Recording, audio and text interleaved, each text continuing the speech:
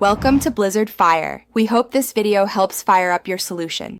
You start by selecting the exact range where borders appear. Use Ctrl+A for the whole sheet or drag to pick specific cells. Once selected, inspect whether the lines are cell borders, table grid lines, or worksheet grid lines so you remove the right thing. Open Home, then the Borders drop-down. You can also press Alt+H+B to jump there quickly. This first action prevents accidentally removing formatting you need while preparing the correct removal method. Once done selecting, choose Home Borders No Border to clear explicit cell borders.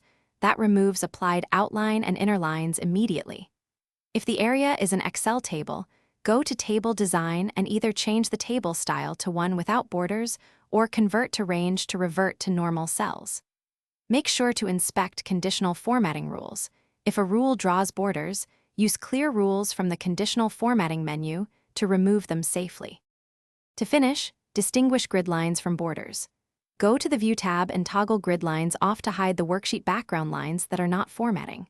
If you need printed sheets without lines, uncheck Print under Page Layout Sheet Options Grid Lines so Excel won't print them.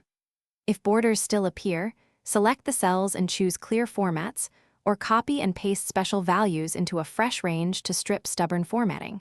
This resolves most persistent border issues. Thanks for watching. If you found this helpful, don't forget to like and subscribe.